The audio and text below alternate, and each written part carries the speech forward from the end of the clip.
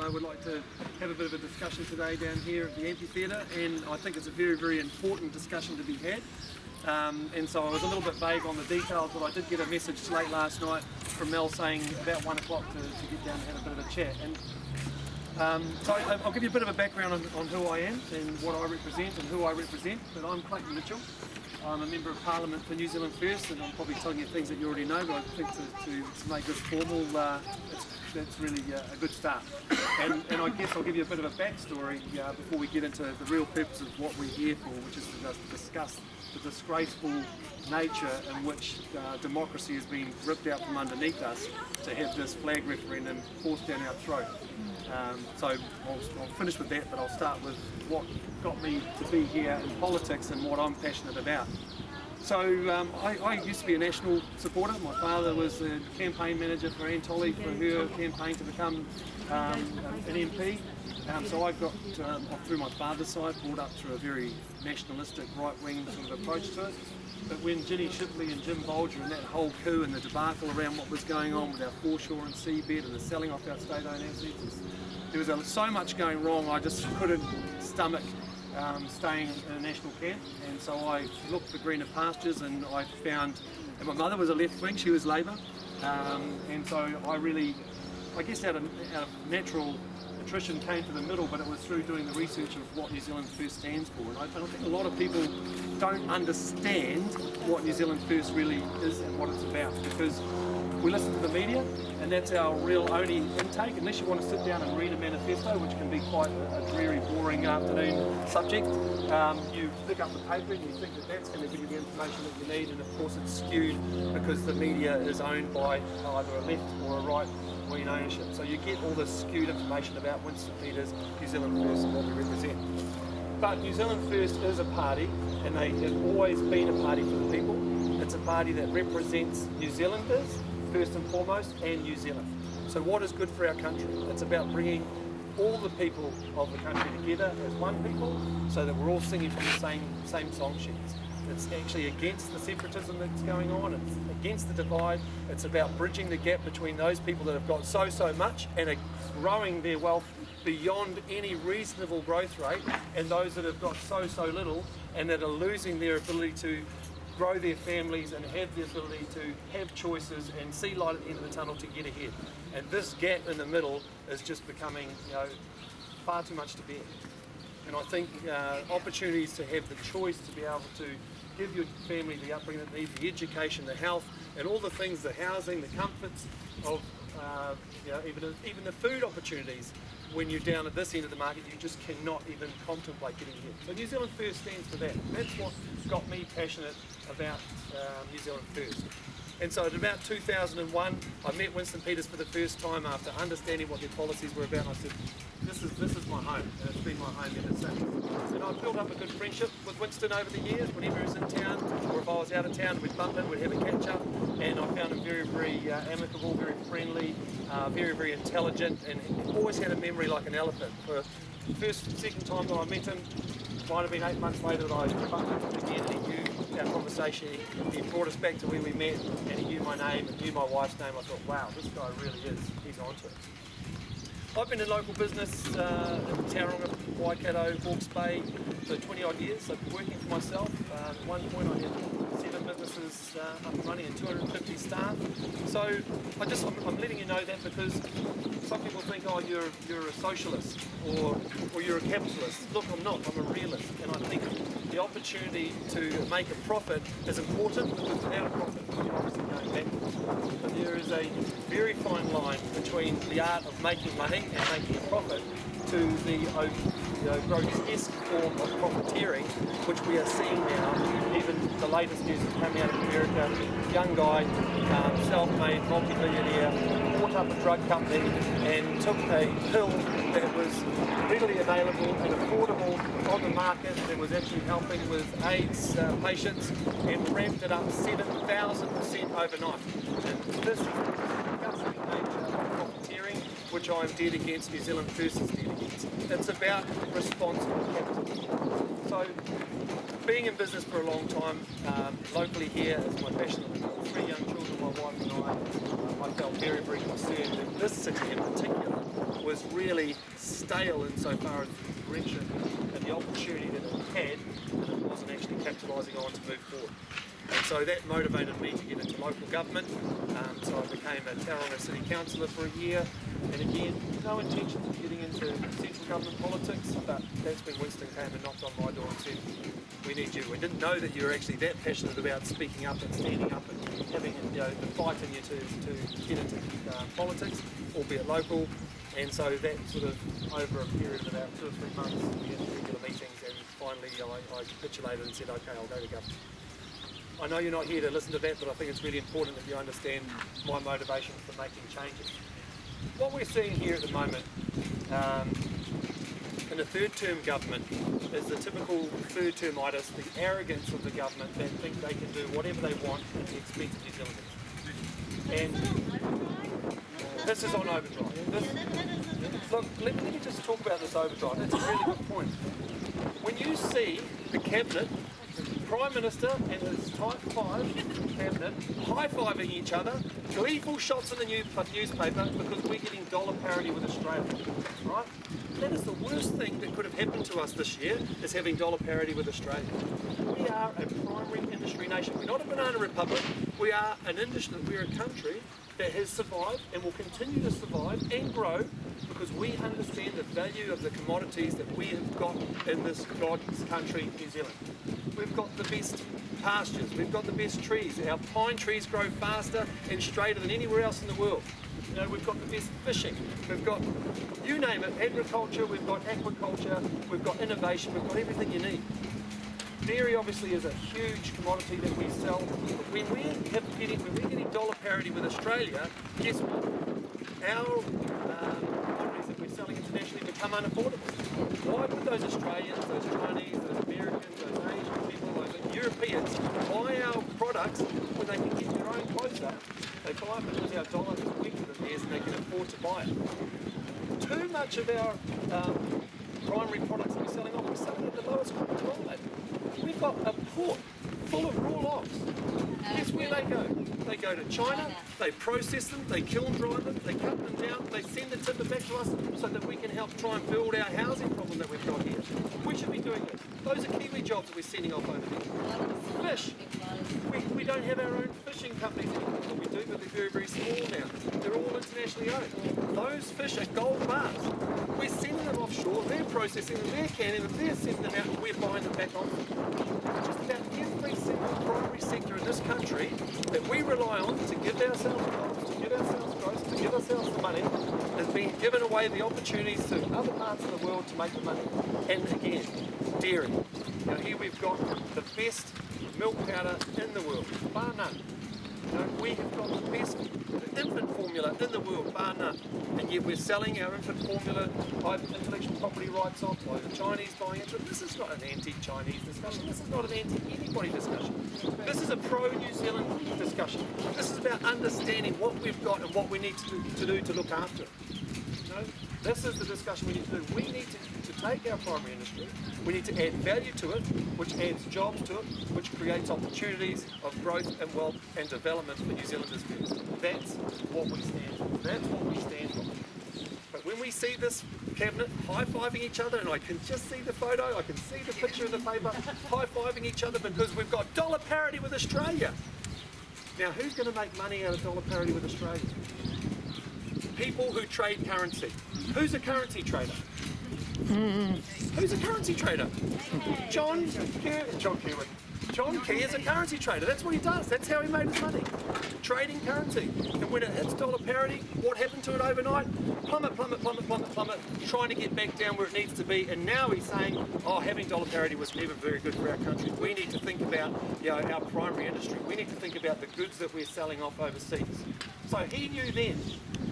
You know, he knows what's good for him and for his mates and where to go and back the horse to make sure that it's stacked in his favour. This is not, in my opinion, and I'm sure very many of your opinions here, a government that's here to look after the majority of New Zealanders. They are looking after the minority that sit over here, the ones that have already got so much, and they're not helping out the ones that need so much. Okay, that's my passion, that's our frustration, that's what we are fighting for here in New Zealand first. we're here today to have a discussion about what some people think is a minor discussion about a flag. And look, this is our flag. This is a flag that tells us where we've come from, and it helps us define where we're going. To know where you're going, you've got to know where you've come from. Now, I'm not sitting here and anybody says that I like this new flag or I like that new flag.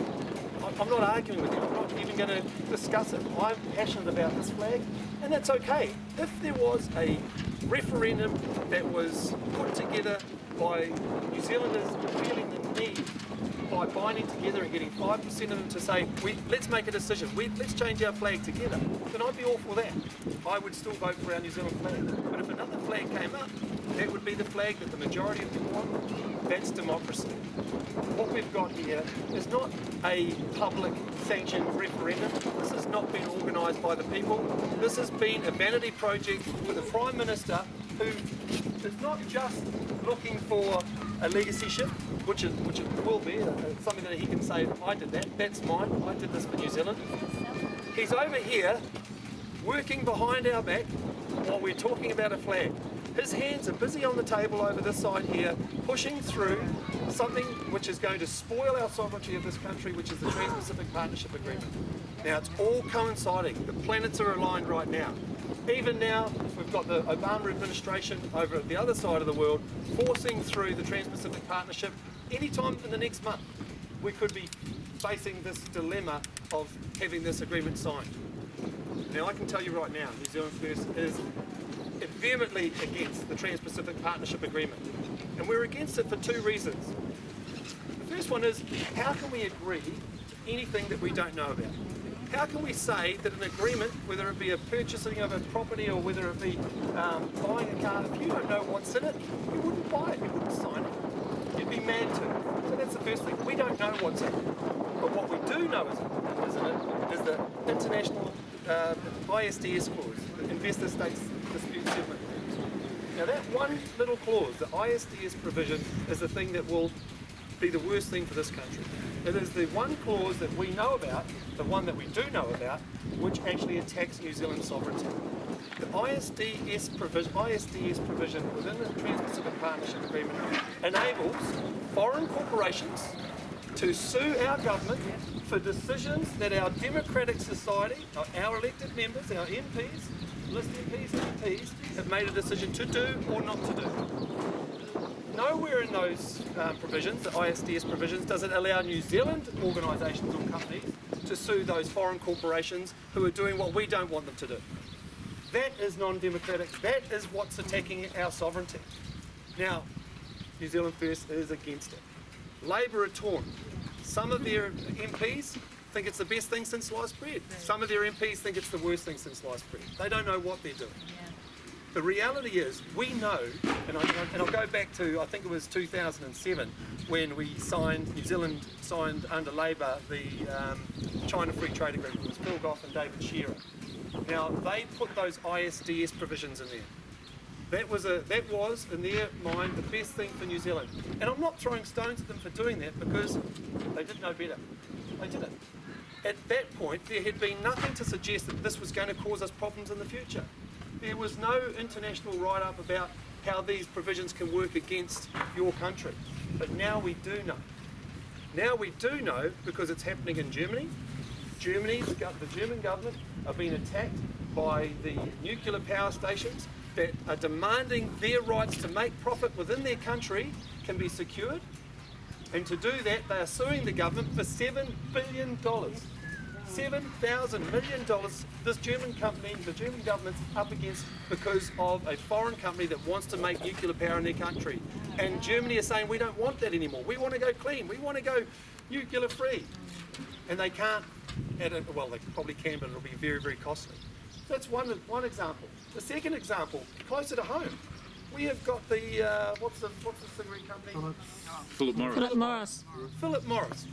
Now we have got Australia's got a free trade agreement which has got the ISDS provisions in with Hong Kong. Now, Hong Kong, with the free trade agreement, a company based in Hong Kong bought Philip Morris so that it could be transferred ownership into Hong Kong just so they could sue the Australian government for $1 billion because they want to go to clear packaging.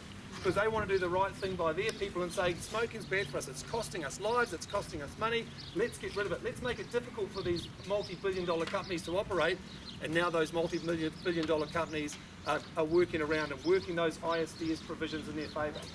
That's what we're opening ourselves up for. That is the biggest concern.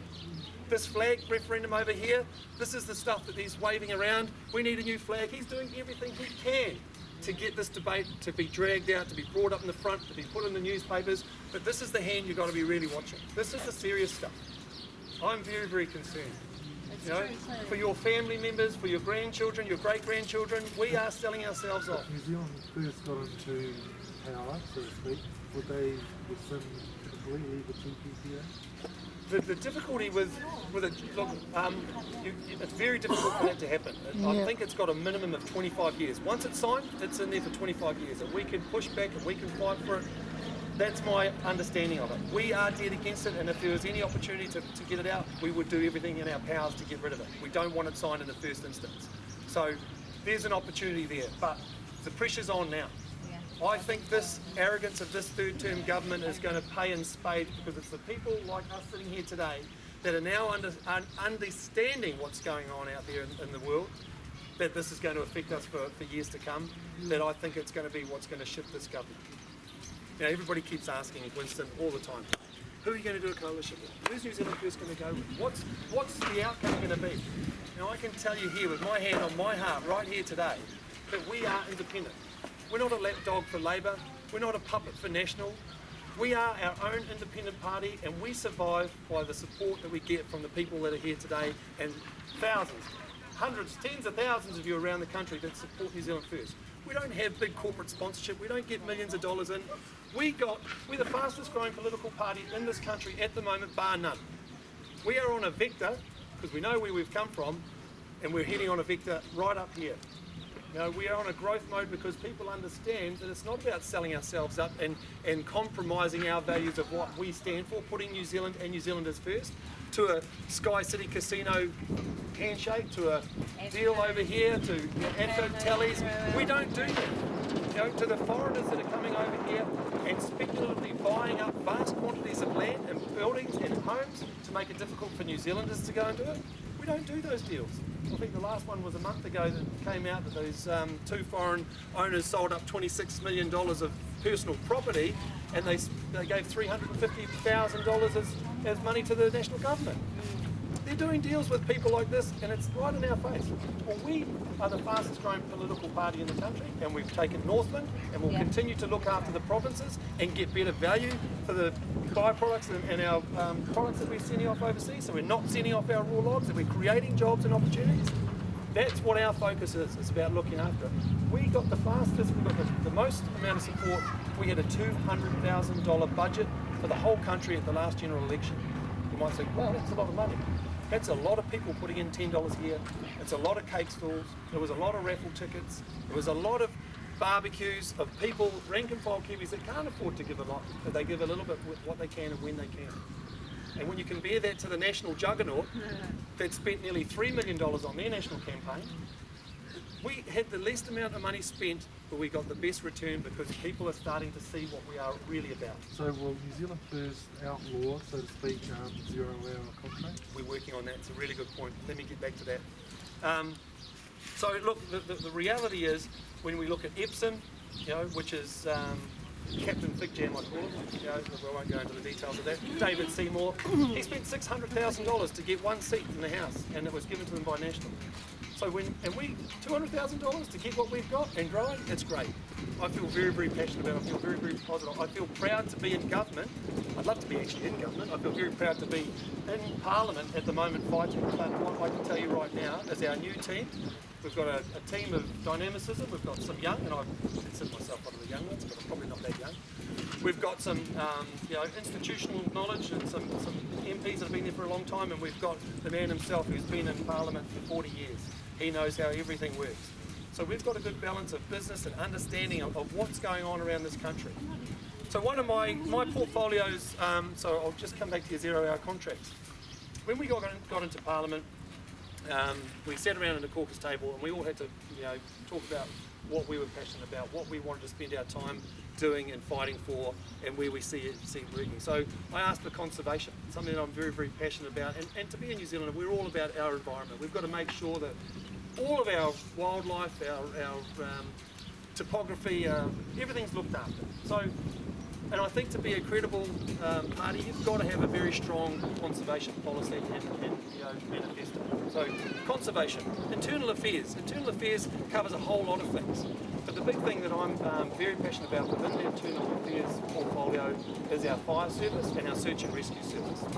So internal affairs does passports, it does births, deaths and marriages, it does gambling, so it looks after Class 4 gambling and Sky City Casino and all those things. But when I look at our emergency service providers and I look at how much funding they don't get to look after us, to keep ourselves safe, I think it's an absolute schmozzle.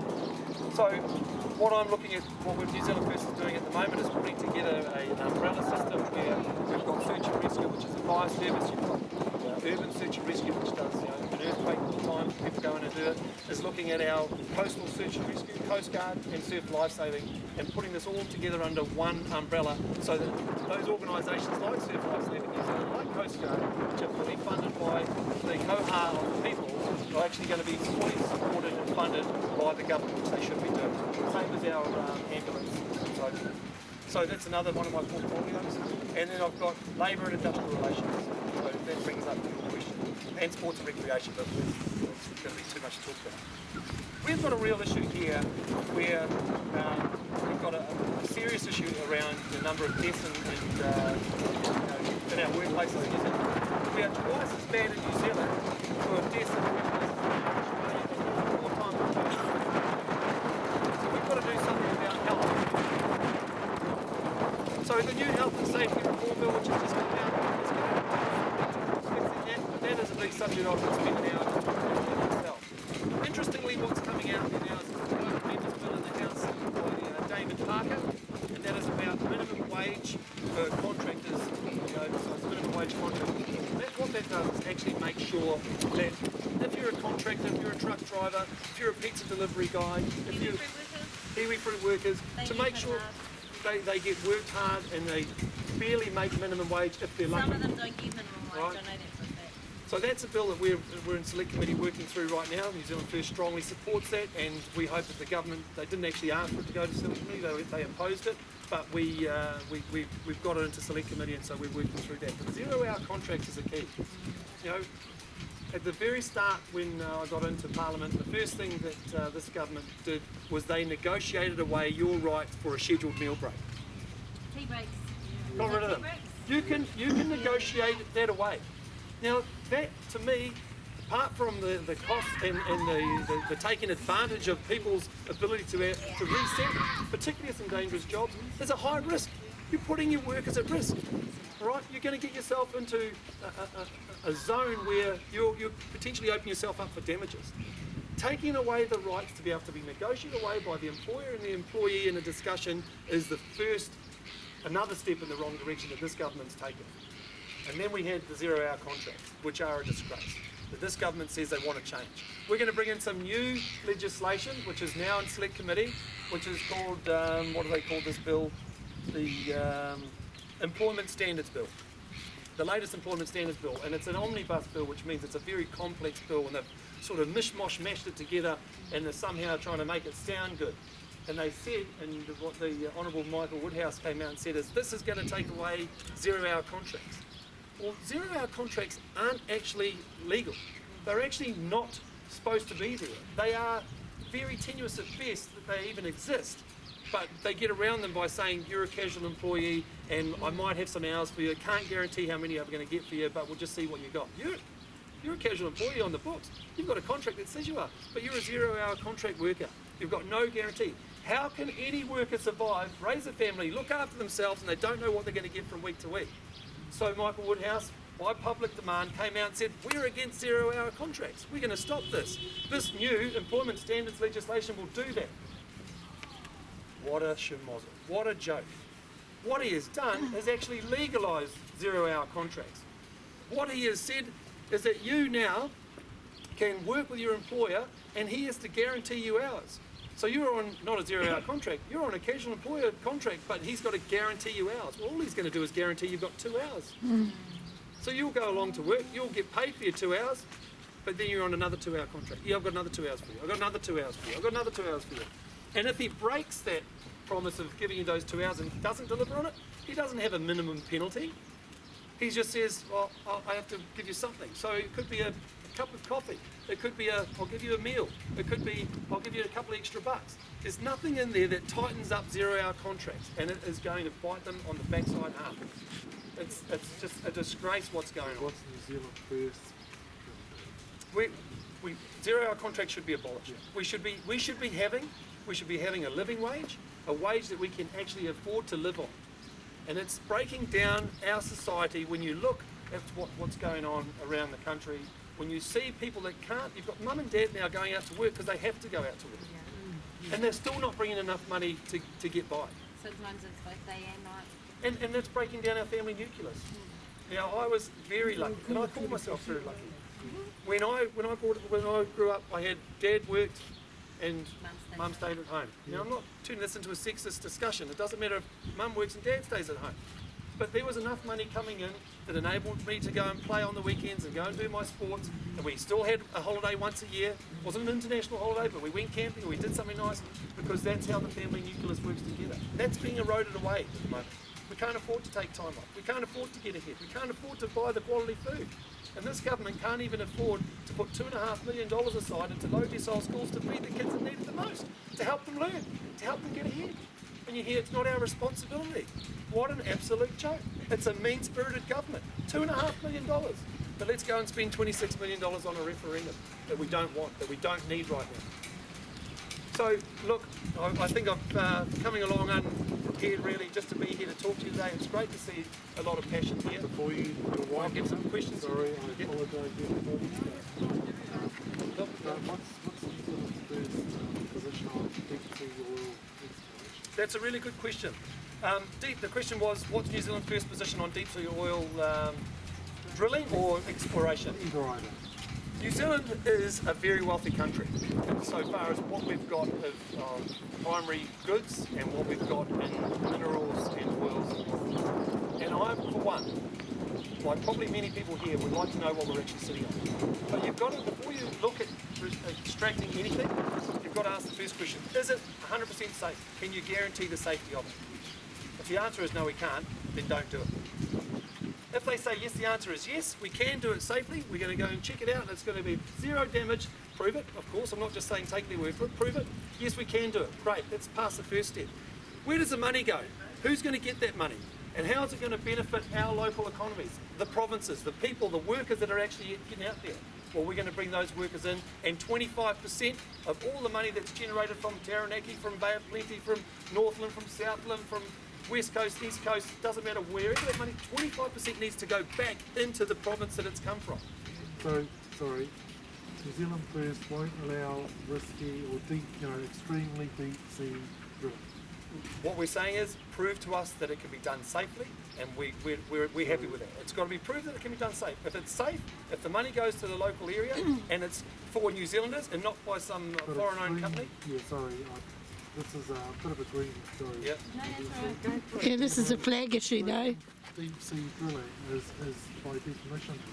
Yeah, well, if it's risky, then we're against it. If it's going to mean that it's going to put oil in our waters and it's going to pollute our beaches, we're against it. So there's three things. It's got to be safe.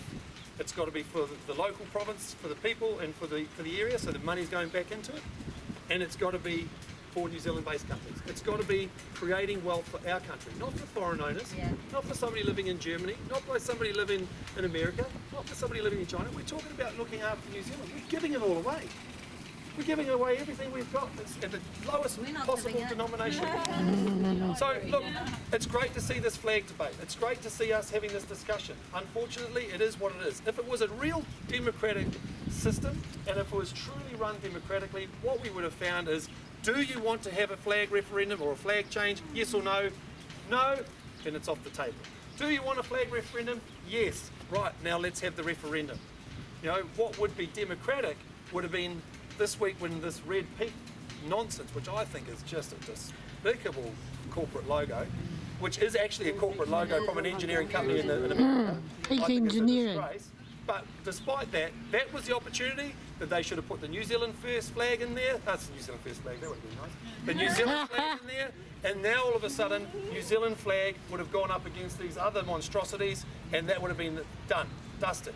But no, we've got to waste another 13 million to go and have another referendum down to the 2. And this government knows they're on a hiding to nothing. There is a groundswell of opposition to this right now. Whether you want the flag or don't want the flag, whether you want it today or you don't want it today, whether you like what's on offer or what you don't like what's on offer. People know and are seeing this for what it is, and they're not happy about it. So what do we do about it? Because a lot of people say, well, how do we voice our opinion? How do we actually say, where is it on this sheet that we're going to get that says, do you want the flag referendum? Well, it's not there. And when I've been saying, and what Winston's been saying, what New Zealand First has been saying, we need to spoil our votes. This is what I'm doing anyway. I'm going to spoil my vote. No, that's wrong. You should say create an informal vote, because there is a big difference. Yeah. So, however you do it, it doesn't matter. What we need is to collect that data, because we need to show the government, whether it's an informal vote or whether it's a spoiled vote, these are how many people are opposed to this referendum and the way it's going about. I'm going to write keep our flag on my ballot and send that back in. To not send one in is not taking part in the democratic process. You can argue not taking part in it is part of democracy as well, that's true. But when people say to me, you can't tell people to keep our flag on them, I said, I'm not telling them to do anything. I'm telling you what I'm doing, and I'm telling you if you're not happy with what's going on and you want to make a stand, you want to be part of this process, then have your democratic right. Let the government know that we're not taking part of it. We are hoping that they will release that information to say, this is the breakdown, these are how many voted for this, these are how many voted for that, these are the people that voted against it altogether. So we're hoping that that's going to be the outcome. We are having this forced fed down our throat, and it is what we've got. It's really strong too. Every day you're seeing something new about a new flag. Every day you're seeing something about how amazing a new flag is. But they don't speak about the history of our flag. Exactly. Our current flag is amazing. Our country is amazing because of our flag. It brought our cultures together and it brings other cultures to us. Why don't people see that? Dead right. So the flag that is the most popular on this referendum will be put side by side by the New Zealand flag. That's how they're going to do the second referendum. No, you put the. I'm keep our flag on the first one, and then you tick for the New Zealand flag. So look, we've got Winston Peters in town next Saturday, the 3rd of October, out of the Greaton Hall at 1 o'clock. We're expecting a packed house. There's a lot of people showing a lot of interest in there, and these topics and many more will be brought up and discussed. There'll be opportunities to ask questions. I'll be there myself. I won't be. I'll be speaking for maybe 5 or 10 minutes just as an introduction and get everybody seated. There'll be it'll be a good meeting, so we'd love to see you all there. But before we close off, any questions that you'd like to ask me, please feel free. Tauranga is a really intelligent town. It is in a lot of ways. Trying to find a way to break this down in a really easy, compact, like just be able to give the points can be really difficult, especially the way that this whole flag mess is working out. They're allowed to bring new flags and whenever they want, they'll just pull another 400 grand out and there you go. And it's really confusing to the people what they can do. If we follow this, because I'm more than happy to take it everywhere. Holidays now, I'm going to have to take my kids around the parks anyway. I don't have any shame, so I want to get this right. Yeah, good. If I do it this way, just talking about it, because people are really interested, but when we get into the logistics, the details, Keep it simple. yeah, that's what I've been trying to say, but people want to know, why is it this way? Why are they doing it this way? And I keep explaining, well, this is the best way for them to run around the situation. Yeah. They don't have to talk about the current flag if they keep bringing in new flags. They already started their marketing campaign for these new flags. New Zealand flag is not getting any attention. You know? And people are really angry at People that. don't even realise what our flag actually represents. The blue is the colour of our Pacific. Yeah. This is the merging of two cultures. This is England and the Crown coming into New Zealand and building our Treaty of Waitangi and our arrangement between two people. These stars is guiding us to New Zealand, to down here. The red within those stars actually represent iwi and Maori. Yeah. So people don't realise that. People Yeah. don't care about it either. Sport came with the English. Yeah. Our interest in cultures and the way that our culture was sold was also through the flag, through the English. And it's things that people don't really know. They're all new, brand, Apple, IBM, you know, all of these things. I mean, it takes me 10 minutes to change people's minds. Yeah. As soon as they find out that the All Blacks came with this flag Yes. and the way that they fought with the country and with the flag and how we've all grown, Yes. it's like, oh man, I didn't even know that. Māoris don't even know that natives were the first international team to tour New Zealand, to tour the world for rugby. And it's all been sold as a professional sport. It didn't come from profession, it came from us. Yeah. So the best way to get the message out is simply bring your information down into one page, Okay, 3 points, and then if they want to know more, talk to them about it. alright. You know, that's fun. People won't spend the time to read Yeah. through that. Social media is the weapon of the future. New Zealand First does not get the media attention that the other parties do. We never have. You know, but we have got huge amount of following on social media by sharing, by liking, by commenting, by adding value to the debate, the discussion that goes on. Social media is the future. Winston Peters has got the second most number of Facebook likes in the country behind John P. And he wow. pays for ads. He pays for ads. Winston does it all organic. It's just through conversation and discussion. He's coming up just under 50,000 friends on Facebook. Whenever he puts a like up, you know, Most of puts a John comment up. P's friends on Facebook are not his friends. There's a lot of criticism on his personal page. Well, His see- number is 180,000, but there's a lot of criticism on that page. Yeah. Huge number. So use social media. It's a great tool, and just have discussions. Where's your social media? We look after all of our own social media, but we for the party overall, we've got a guru down in Wellington who gives us a good steer and helps us all out. I think I'm up to about 2,000 on my political page, and it's just osmosis, just growing. You know, some weeks I'll get 50 people join my page, and other weeks I'll get 4. But as long as it's just interactive and it's positive, and I try and keep everything up to date with what's going on. And if you've got information, message me. But Winston can't do all that, so he must have someone actually. Yeah, he's got a guru that looks after the page. But once a week he gets online on his page and he does Q&A on his page. So people can ask him questions so he'll respond. So I think that's 3 o'clock on a Tuesday or Wednesday. So keep that in mind. Anything else? Please feel free. And look, I'll give some cards out. I'd love to see you next week, and I'm always available for discussions, good, bad, or indifferent, even the tough questions. I'd like to say, being a member of Parliament, I don't see myself as being a politician. I see myself as No, not you, please. I see myself as